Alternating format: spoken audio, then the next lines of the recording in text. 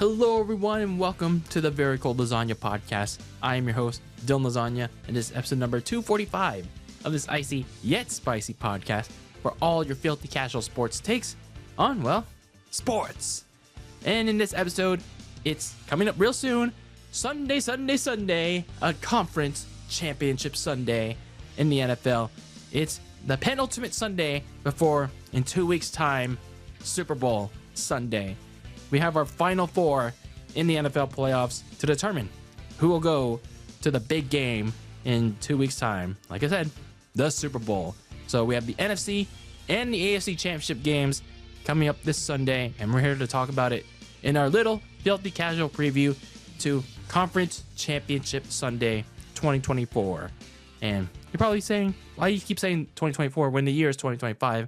Because dang it, the past season was the 2024 NFL season, so that's exactly why. And it's my podcast, that's why. Dang it. So, before we talk about this little preview to Conference Championship Sunday, follow Very Cold Lasagna on social media at Very Cold Lasagna, wherever my socials are at. And for all my audio listeners listening to the podcast, make sure to continue to do so wherever you get your podcasts and rate and review the show. And for the people watching on YouTube, make sure to keep doing so and smash the like button, smash the subscribe button if you're not already, and leave your takes down below in the comments and who you're going with in this championship Sunday in the final four. And yeah, share this with your friends, share this with your neighbors, share this with a stranger, share it with your coworkers or your colleagues at school. Share the good, the bad, the ugly about this podcast for the filthy casual sports fans out there, entitled Very Cold Lasagna. So that being said, let's not waste any more time. Let's talk about the two games happening this Sunday on a Conference Championship Sunday. So we have the NFC and AFC Championship games. One of those games was one that not too many expected, or half expected at least. And the other one is one that, well, it was pretty expected, to say the least. So we're here to talk about it here in this episode of the podcast. So our final four in the NFL, and it all starts with the NFC Championship game between the Washington Commanders as the 6th seed taking on the 2-seeded Philadelphia Eagles. Yeah, who really would have thought that the 6th seed of Washington Commanders would be here at this point, this deep into the postseason? Like just 1 year ago, they were like looking for a head coach, looking for a general manager, didn't even have a quarterback, and they were under new ownership, and yet here they are 1 year later on the cusp of potentially going to a Super Bowl with the rookie quarterback, mind you. Like they're on the cusp of their own history just 1 year later. Meanwhile, you have the Philadelphia Eagles as the 2 seed, as the NFC East champions, and after 1 year getting bounced out of the playoffs in embarrassing fashion, they made some changes to their coaching staff, and here they are 1 year later on the cusp of making it back to the Super Bowl once again. So this is an interesting battle, man, to kick off the championship Sunday. So looking back at their battles in the regular season, because keep in mind, this is a divisional 3 match that we're looking at. Both of these teams split their season series 1 apiece, each winning the home game. Philadelphia won on the Thursday night in Week 11, while the Commanders won in a comeback game at home in Week 16. Although in that game, in fairness to the Eagles fans that love to bitch and moan, I'm sorry to say it, the Eagles, in fairness, they did lose Jalen Hurts to a concussion in the second quarter, so let's keep that in mind. But hey, the Commanders still fought their way back in that game in epic fashion. So they split the season series, and here we are now to decide the best of the best in the NFC. So I'm excited for this matchup here. So how did we get here for both of these teams?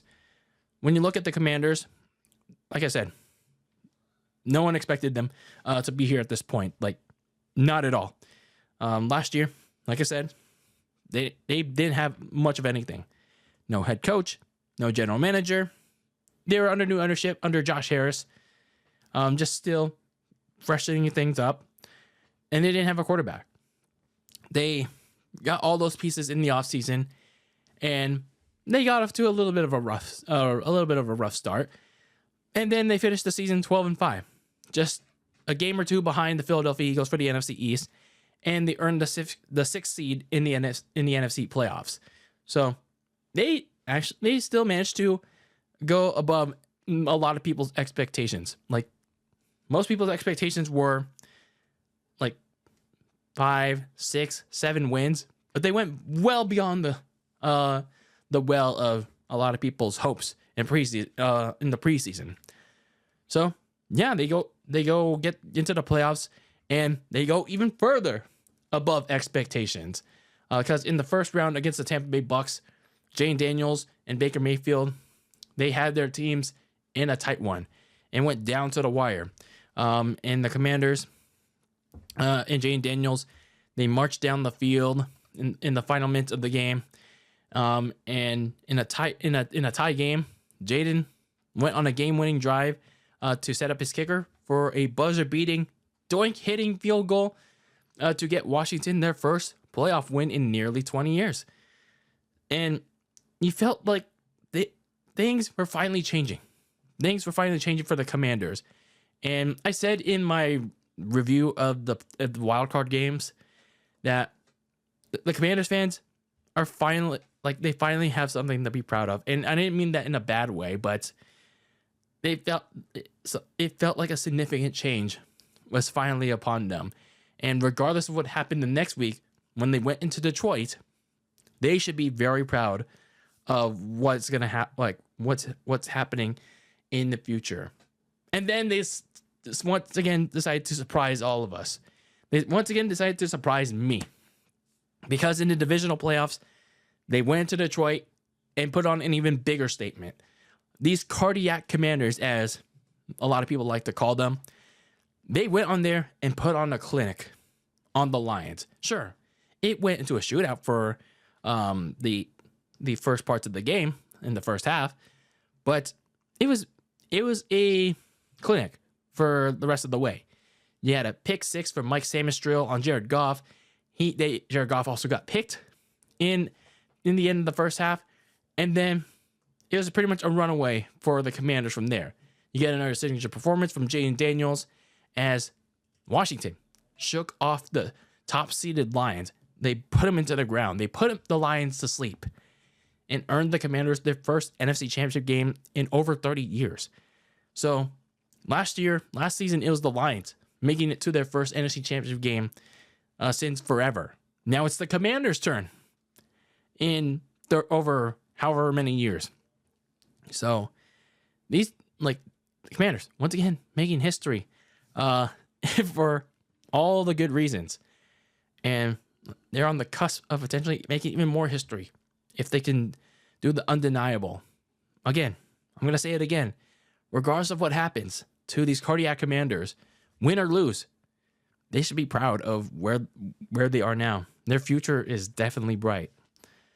So, meanwhile, you have the Philadelphia Eagles coming off I wouldn't say ready poor season, because keep in mind they were 11-6 in 2023, but they were coming off a late season collapse, got bounced out of the playoffs in embarrassing fashion by the Tampa Bay Bucks in 2023, and they made some changes to their coaching staff, notably at the offensive and defensive coordinator. They bring Kellen Moore and Vic Fangio. And then the most notable acquisition in free agency was Saquon Barkley. And they go on to win how many games? They went on a 10-game winning streak after week 4, and then they finished the season 13-4. They shake off the Washington Commanders to win the NFC East division and earn the NFC's 2 seed. A much better improvement from the year prior. So, the Eagles back on top of the division once again, and they went on to dominate their first round matchup against the Green Bay Packers, taking advantage of their opponents' mistakes after mistakes after mistakes from the very start.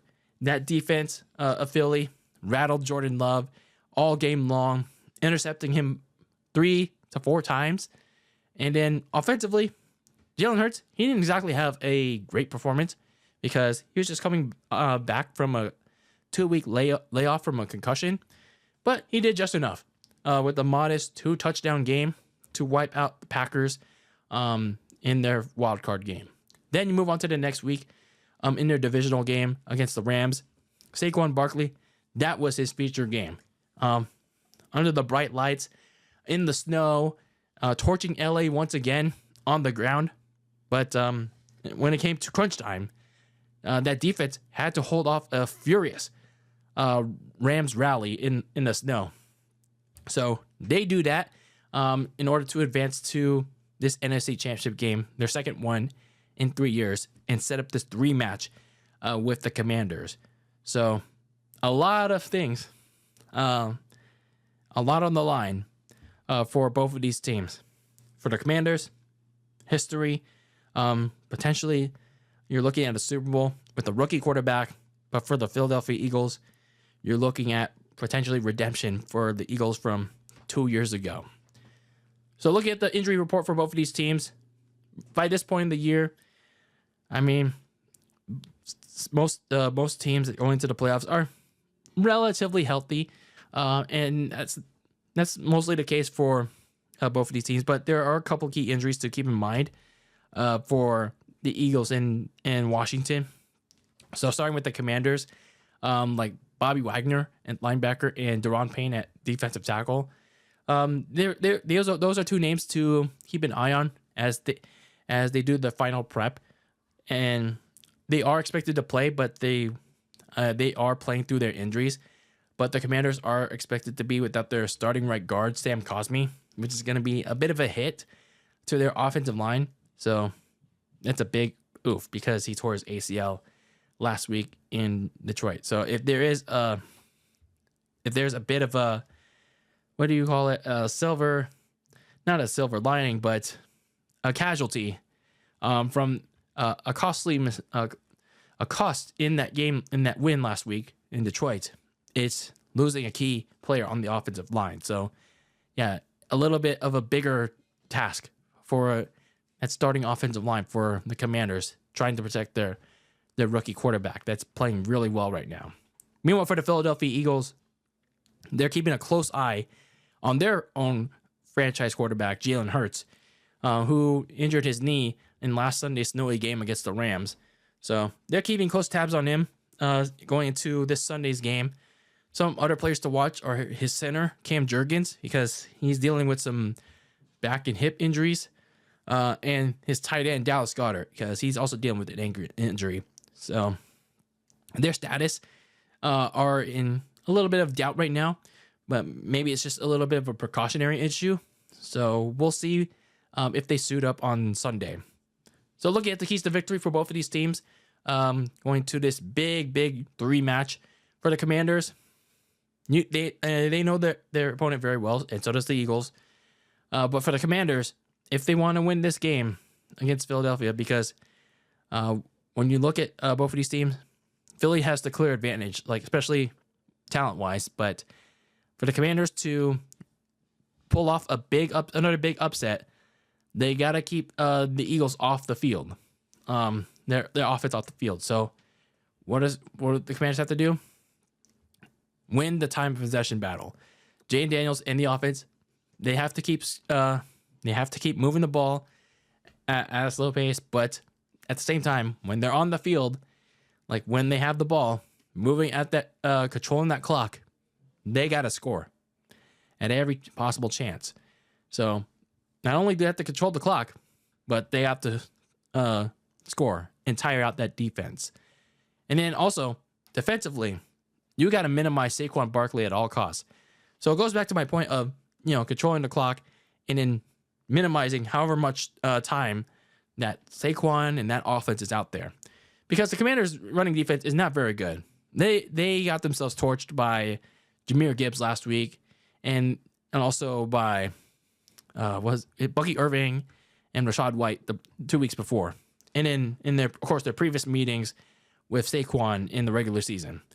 So they have to find a way to neuter Saquon if they want to have any chance in this game. So by neutering Saquon, it's going to force less than 100% Jalen Hurts to challenge that Commanders defense in the air.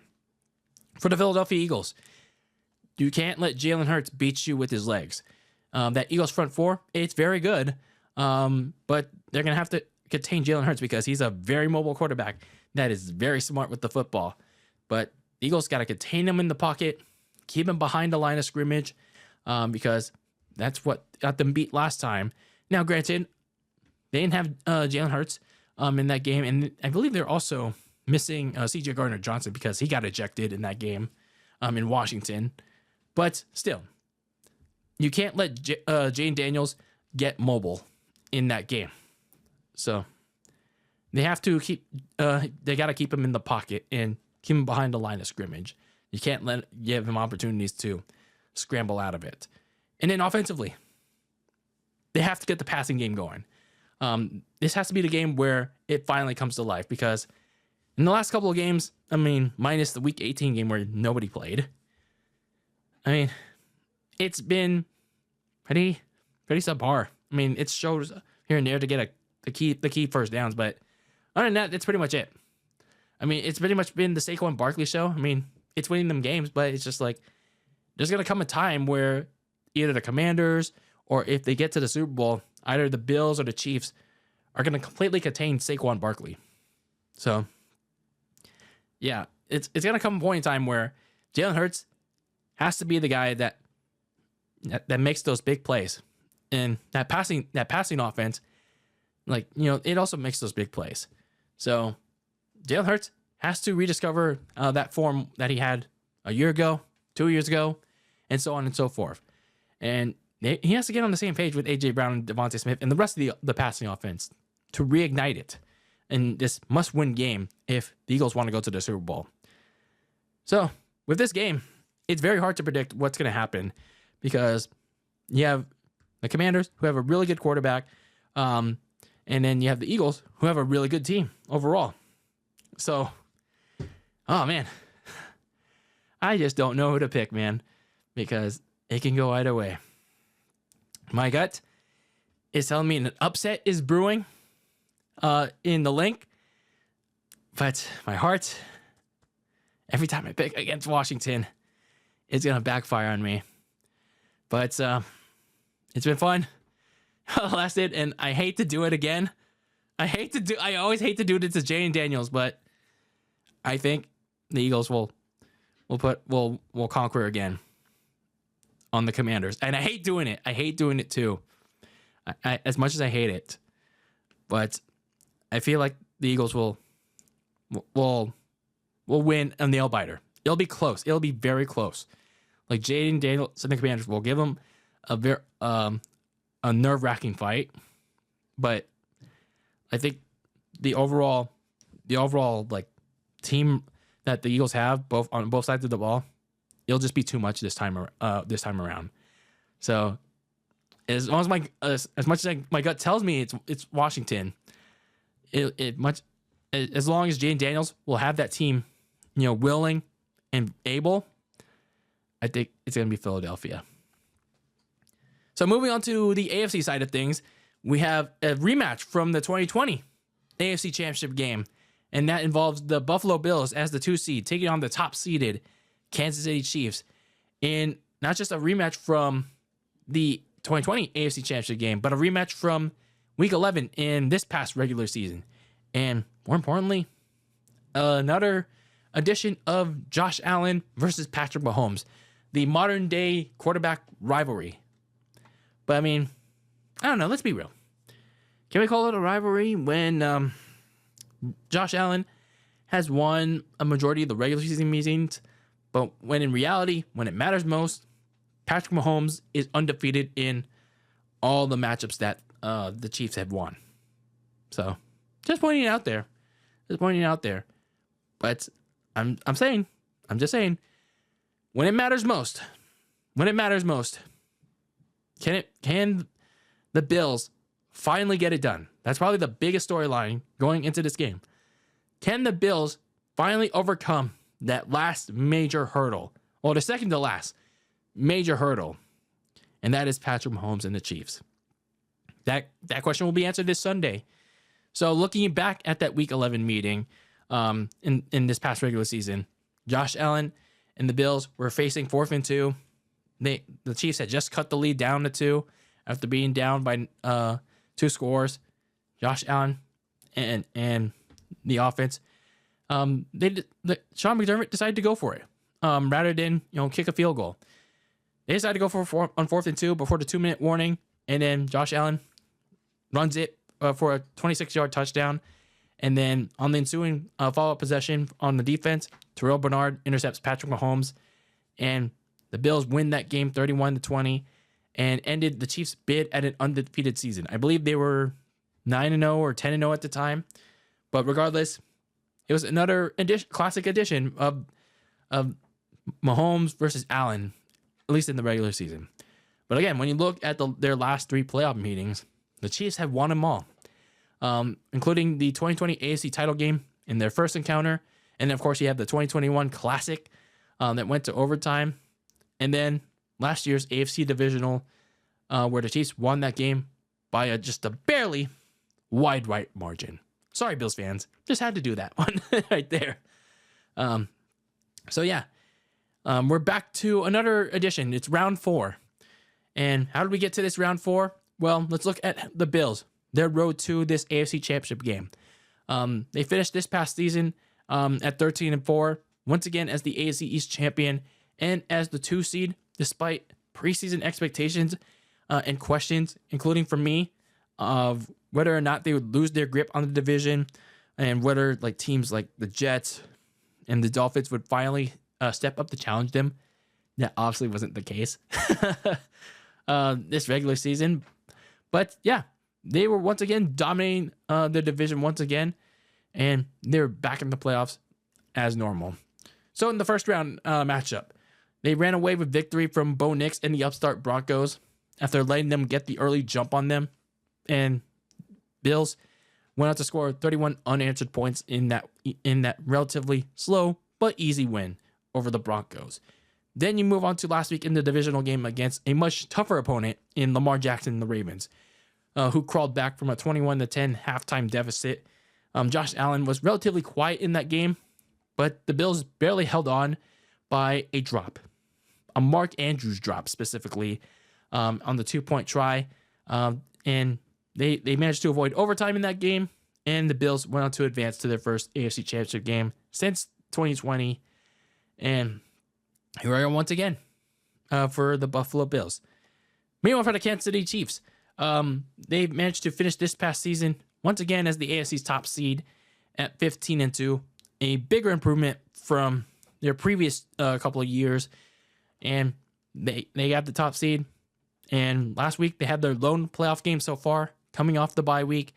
Patrick Mahomes didn't have a flashy game, but he and Travis Kelce, they did just enough, along with their defense, rattling C.J. Stroud all day long to get the Chiefs to their 7th straight AFC title game. Now, so far with the Kansas City Chiefs, it hasn't been exactly easy going. It's been a lot of one-score games, including last week's against C.J. Stroud and the Texans. But it could be the time where they finally strike on Josh Allen, the Bills, no matter what the regular season game was in Week 11. So, in contrast to the Bills, like I said, could this be the time where they finally get over the Chiefs' hump? Well, that remains to be seen.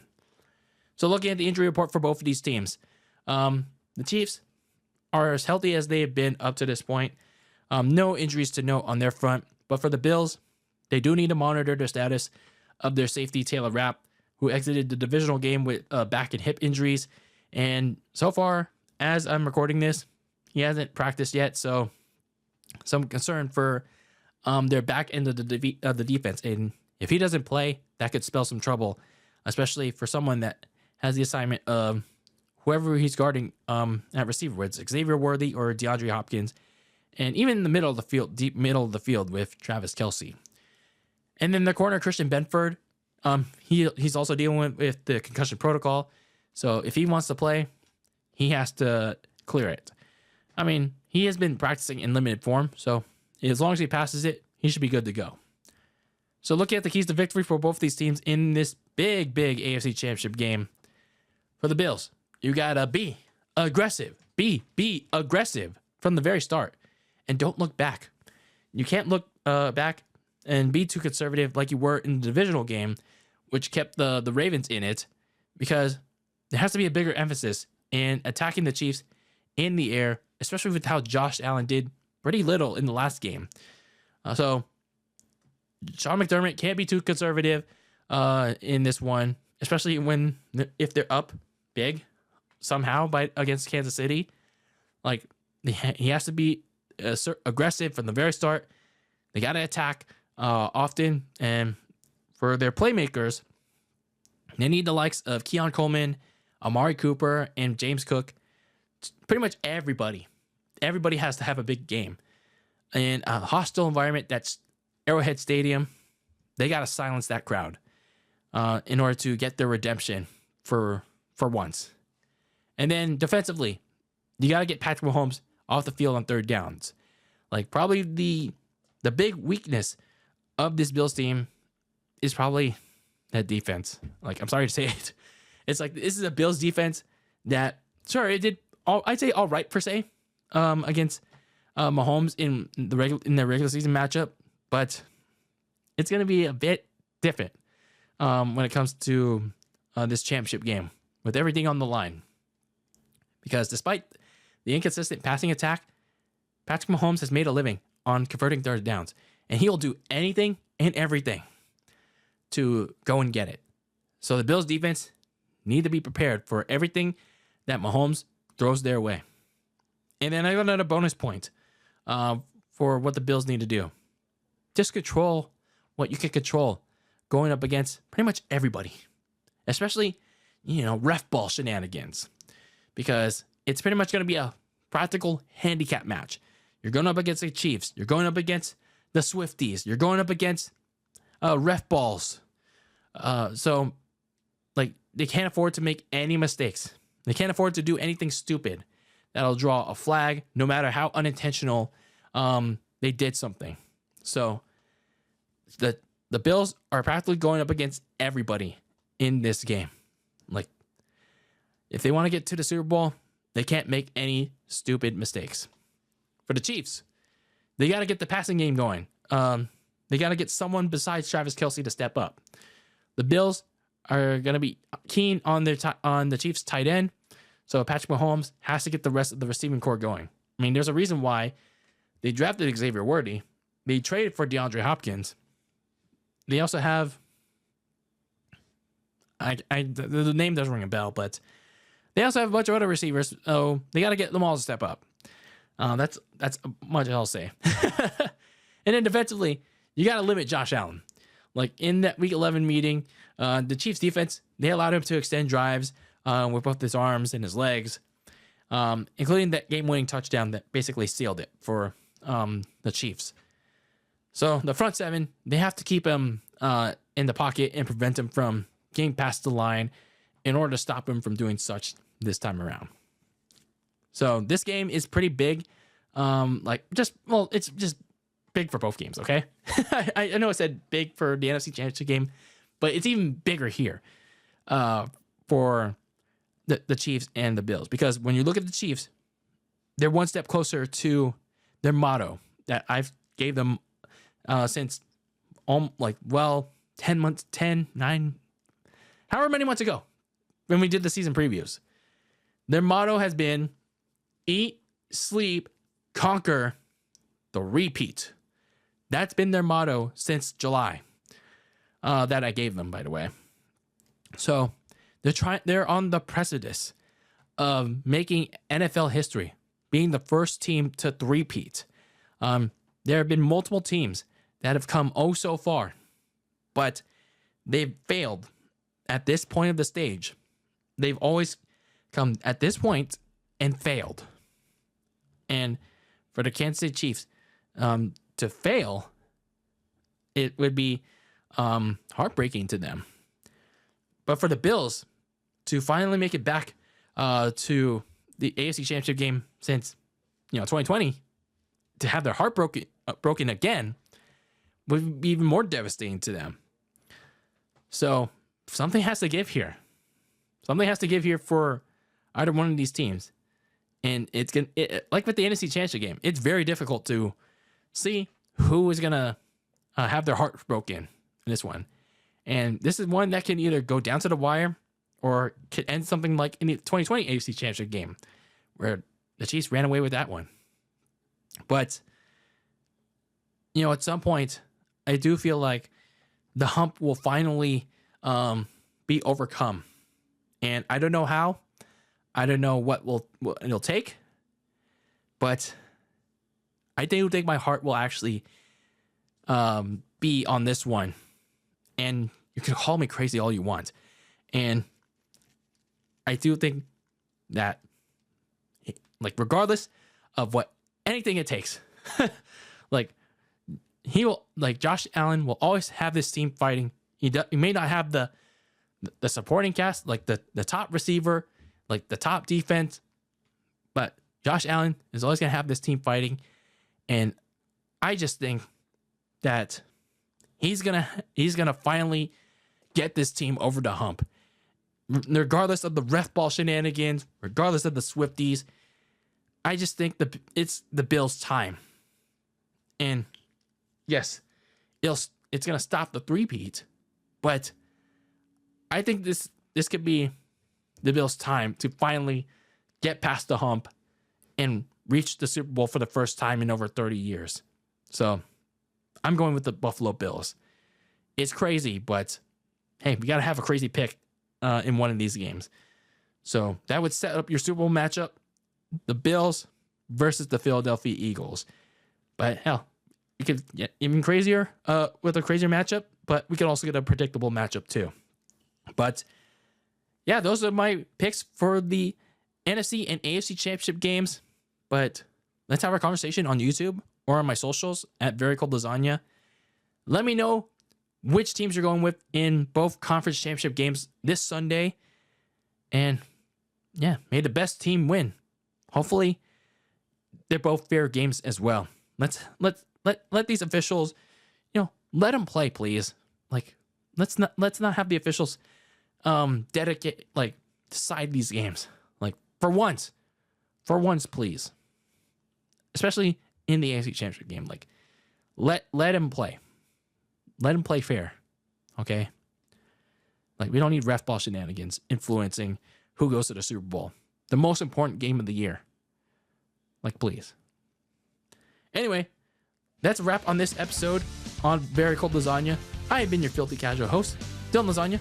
Thank you for tuning in to episode number 245 of this icy yet spicy podcast of all the takes here that we give. But yeah, keep the lasagna very cold in the fridge with those filthy casual takes. And until I see you, when I see you in the next episode, peace out.